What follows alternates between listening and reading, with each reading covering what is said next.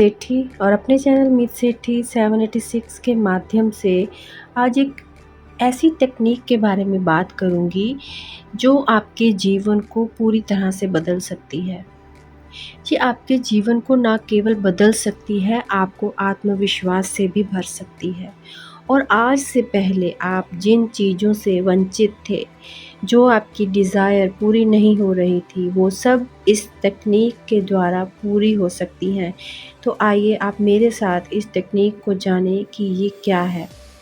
Doctor Joseph Murphy, जिन्होंने इस तकनीक को ईज़ाद किया, और ये तकनीक इतनी सफल है कि यदि इसको सही ढंग से किया जाए तो ये कभी भी फेल नहीं होती और इसके द्वारा आप अपने जीवन में जो चाहें उसे पा सकते हैं। इस तकनीक में कुछ भी नया नहीं है। ये तकनीक इंसान जितनी ही पुरानी है। यानी जब इंसान इस धरती पर आया, ये तकनीक भी तब से ही है, सबसे प्राचीन है। और जैसे इंसान कल्पना और महसूस करता है, वैसा ही वो बन जाता है। ये सभी जानते हैं और ये सत्य है। तो आइए बढ़ते हैं अपने पहले कदम की ओर।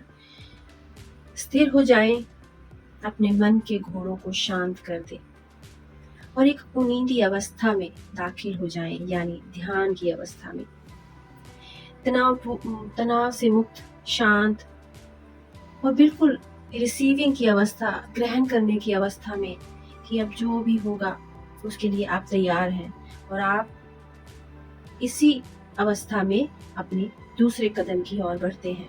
और दूसरा कदम यानी जो स्मृति पर तुरंत अंकित हो सके, उसे बार बार किसी लोरी की तरह दोहराना है हमने। जैसे इस शब्द का इस्तेमाल करें कि संयम और मानसिक शांति अब मेरी है और मैं धन्यवाद देता हूँ। संयम और शांति मेरी है और इसे मैं धन्यवाद देता हूँ या देती हूँ। संयम और शांति अब मेरी है, इन्हें मैं धन्यवाद देता हूँ। इसे एक डोरी की तरह दोहराते रहें।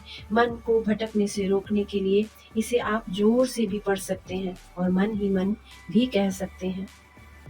और जब आप ये कहेंगे, उस वक्त होठों और जीभ के उच्चारण करने की आदत डालेंगे। यानी कि आप महसूस करेंगे कि आपकी जिह्वा और आपके होठ हिल रहे हैं और इसे एक लोरी की भांति आप बिना रुके दोहराते जाएंगे। इसे अवचेतन मन में हमें दाखिल करना है और जब आप इसे बार बार दोहराते हैं तो ये आपके अवचेतन मन में दाखिल हो जाती है।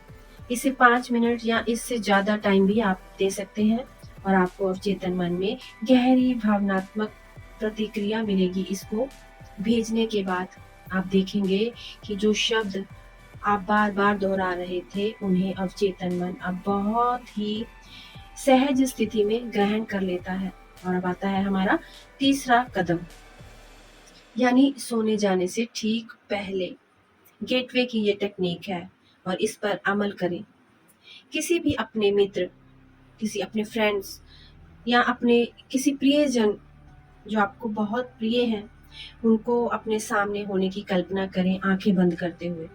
आपकी आंखें बंद हैं और आप तनाव मुक्त और बिल्कुल शांत हैं। और जो आपके वो फ्रेंड हैं, आपके प्रियजन हैं, वो आपकी आंखों के सामने मौजूद हैं और आपसे कह रहे हैं कॉन्ग्रेचुलेशंस। और आप उनको देखकर मुस्कुराते हैं, आप उनकी आवाज़ को सुनते हैं और आप हाथ और चेहरे को छूते हैं उनके। ये सब बहुत वास्तविक और स्पष्ट होना चाहिए। कॉन्ग्रेचुलेशन शब्द का मतलब है पूर्ण आज़ादी, पूर्ण स्वतंत्रता। इसे बार बार सुने कि जैसे आपका मित्र इस शब्द को बार बार आपके सामने दोहरा रहा है, कॉन्ग्रेचुलेशंस, कॉन्ग्रेचुलेशंस। और जब तक कि आपको संतुष्ट करने वाली प्रतिक्रिया नहीं मिलती, यहाँ आप इस वाक्य को आंखें बंद करके सुनने का अभ्यास करते रहेंगे। और ये वाली टेक्निक आप दिन में 3 या 4 बार दोहराएंगे और रात को सोने से पहले इसकी। और इसके बाद आप अंत के बारे में सोचें, कल्पना करें कि ये सत्य हो रहा है। आपके जीवन में शांति और आपका जीवन तनाव मुक्त हो चुका है और आप पूरी तरह से उन सब चीज़ों से आज़ादी पा चुके हैं। और वही कॉन्ग्रेचुलेशन शब्द आपको इन सब चीज़ों से आज़ाद करने में हेल्प करता है। आप अपने परिणाम के साथ अपने आप को महसूस करें कि आप सच में उस अवस्था में हैं, और ये टेक्निक पूरी तरह से काम करती है। जब भी कोई डर, कोई चिंता, कोई तनाव, कोई शंका आपके मन में आए, तो अपने भविष्य चित्र को कायम करें और इस टेक्निक का उपयोग करें। ईश्वर के बारे में सोचें और उस पर विश्वास करें। परिणाम ये होगा कि आपका अवचेतन मन एक सर्वशक्तिमान शक्ति को उत्पन्न कर देगा आपके लिए, जिससे आपको पूर्ण विश्वास और शक्ति मिलेगी। और पढ़ते रहें इस टेक्निक के साथ अपने जीवन में जब तक कि उजाला ना हो और सभी ब्लैक शैडो आपसे दूर भाग जाएंगी। तो इस टेक्निक को अपनाएं, अपने जीवन को सुंदर बनाएं, अच्छा बनाएं, और ये आपके लिए बहुत अच्छे से काम करेगी।